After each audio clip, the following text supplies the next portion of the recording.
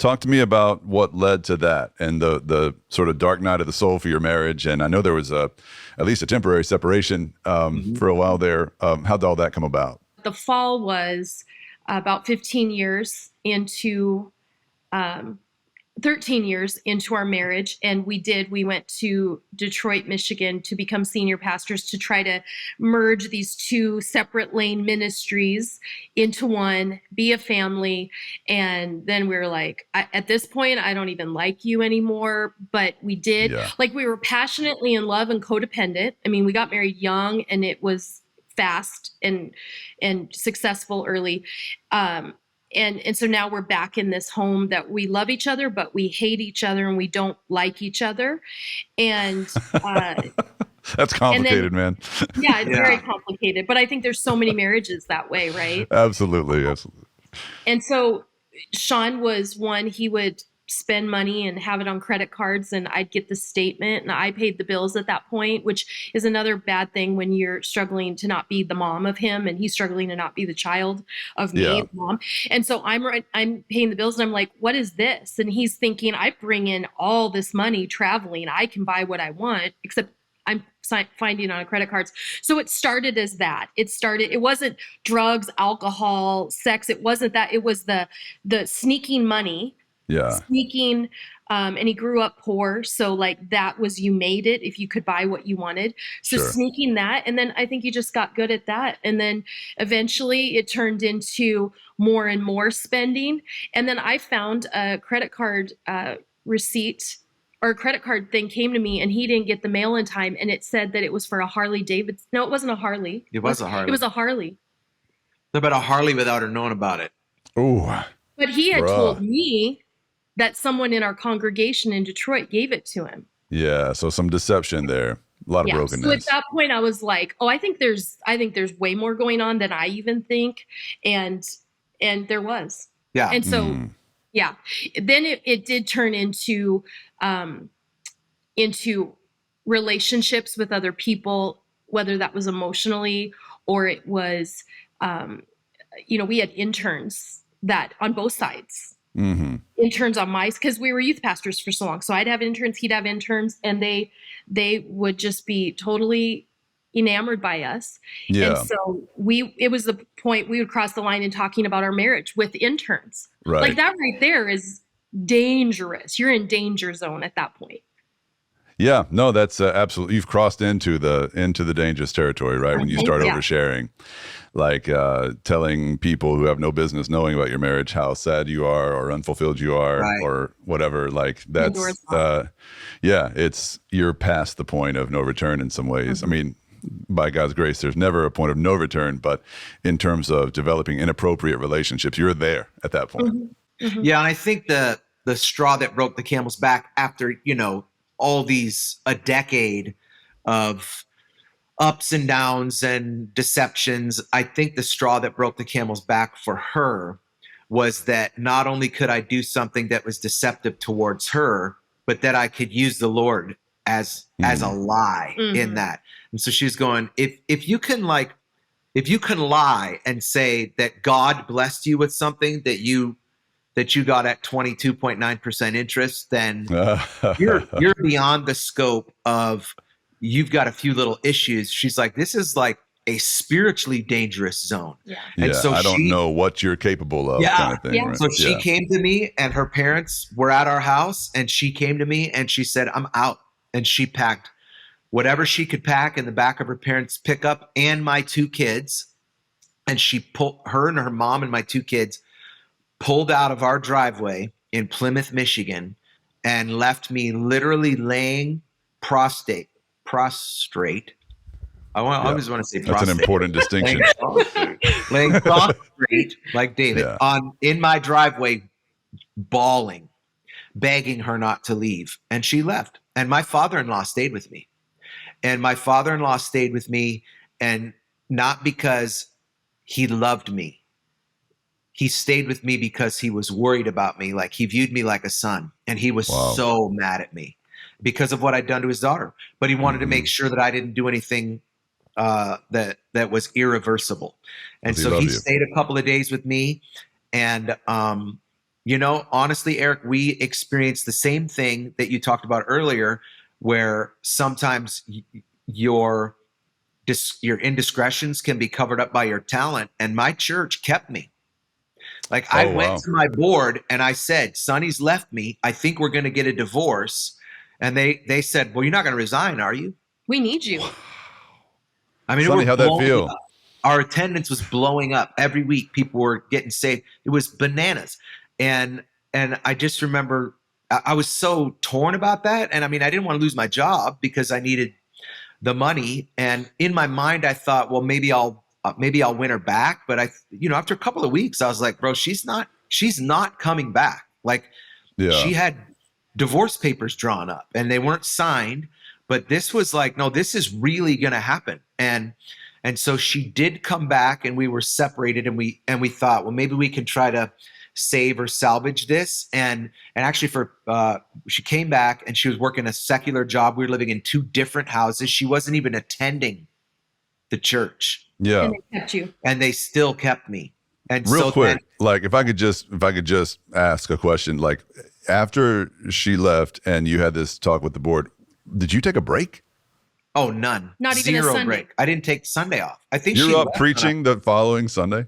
Well, I left on July 3rd, which was a Saturday, or a Saturday. I think it was a Friday, and it was like right before the 4th of July. And 2 days later, he preached the message and he told them at that point. And the reason he didn't wait to tell the congregation is because neither of us had ever told anyone we were struggling in our marriage, except a few pastors who we went to them for marriage counseling, and they said, don't let this get out.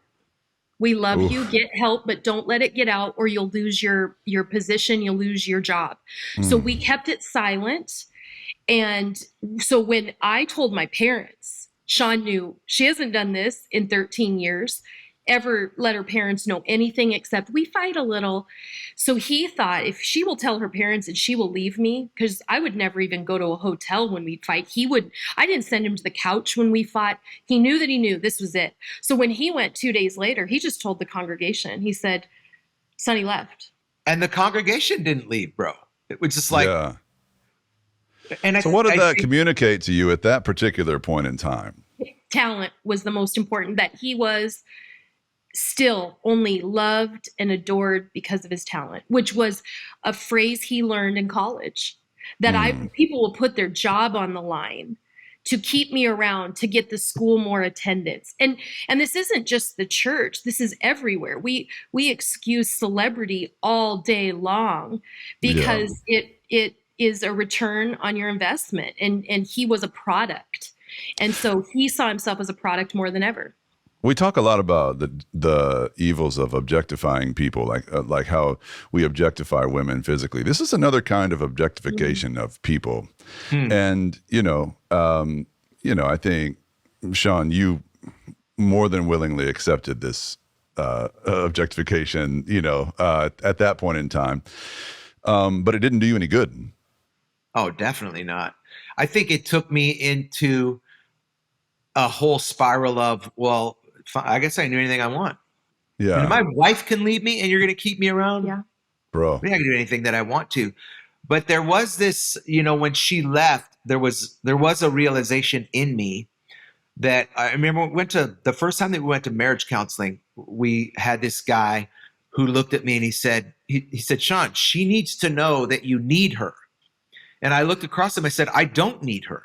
Yeah. Like I am fully functional as a human being. I can cook food. I can wash clothes. I can do everything that I need to do. Can buy Harleys. Yeah, buy Harleys, lie. And my pushback on his advice was, I said, well, I don't need her, but I want her. And to me, that was like, it was even a step above needing someone. But later on, when she left, what I discovered is not only did I want her, but I also did need her. That she was the piece of me that God had destined to be put in place. And when she was gone, man, I was a wreck, bro. Like I reverted back.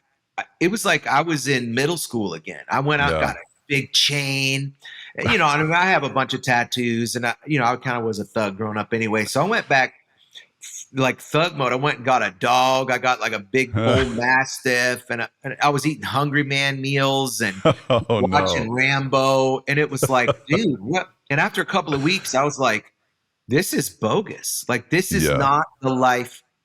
And I think sometimes people think if they had a life that's different than the life that they have, then, the grass is always greener.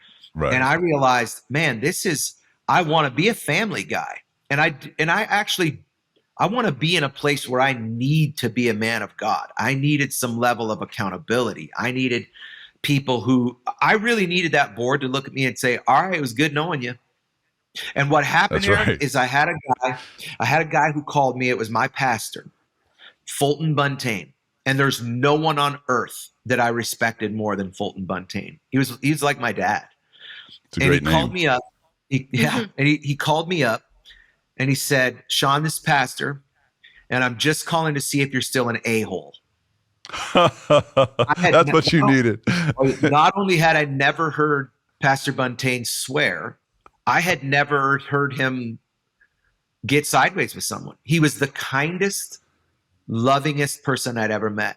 And I said, I didn't know I was an a-hole. And he goes, are you and Sonny back together yet? I said, no, sir. He said, then you're still an a-hole. He didn't say a-hole. He said the word. I He get said, you. then you're still an a-hole. Don't ever call me again until you and Sonny get back together. Wow.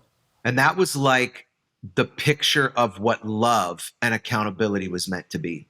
That's right. And it was like, okay, not only did I not want to lose my relationship with Sonny, now I didn't want to lose my relationship with Pastor Buntain. And so it kind of pushed me. And then another guy called me who was Pastor Buntain's son-in-law, a guy named Rich Wilkerson, who he had kind of been one of my mentors growing up because Pastor Buntain was his father-in-law. And so he called me and cussed me out and told me, these are the exact words. He said, you need to get in your car right now and go get your wife back. You need to quit that church. You need to leave everything. He's like, go work at the mall. Do whatever you have to do. You need to go get your family back. You're being an idiot. And I had those two guys, and then I had two friends who were in my life who stuck with me. Hmm. And, honestly, pretty much everybody else walked out at that point. Did you And take his advice? I did. I got in my SUV and I drove to Florida where she was. Did you quit the And, church? we quit the church so she had come back, and we wanted to transition them. So we had an understanding Okay. that I would come back and forth until they found another pastor. So what'd you And do when you so- got to Florida? Sorry to interrupt you, but what'd you do when you actually got there? Well, he had his chain on, so I was immediately appalled. And I walked around my parents' house and ignored him. And he was super hurt and offended because, loving wives, even those of us that wear the pants in the family for too long, we still, they know we're the helpmate and the lover. And, I'll just be like, hi, babe. And I just was like, God kept me righteously angry. And I've told women that a lot. Like, you don't have to get a divorce to separate and ask God to keep you righteously angry so that there will be change. And I'm so glad God didn't just have me go back to him and hug him like everything was fine, like I always had. So I agreed to go back with the kids and live in a different house. And then he just started dating me. And and he just stuck it out because we'd go to date. And sometimes it was with the kids and sometimes it wasn't. And most of the time I'd just look across the table and be like, you make me sick, like inside. I'm like, you're just a dirty dog. And so it wasn't just the slow dating. It was that then he found out about a program in Green Bay, Wisconsin. And we were currently between Florida and Detroit. And he was finishing up pastoring there. And we went to Green Bay, Wisconsin for 8 days for an intensive. And he went into a counseling session with a man and a group of men. I went with women in a different classroom, and they kept saying, focus on you. Don't focus on your spouse. Focus on you. This is you.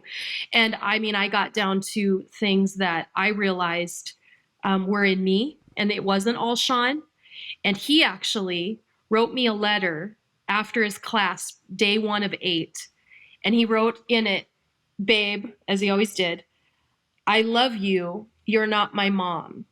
And I was like, I have screamed that at the top of my lungs for 13 years. I'm not your mom. I mean, and he said, you're not my mom. And I knew, oh, that's it unlocked it. Something's working. Yeah. Wow. And it did. It started to rewire his brain, my brain. And we realized we never had a marriage problem. Sonny had a Sonny problem. Shawn had a Shawn problem. And they were equally devastating for both of us. They were different. So that's when I knew there was hope.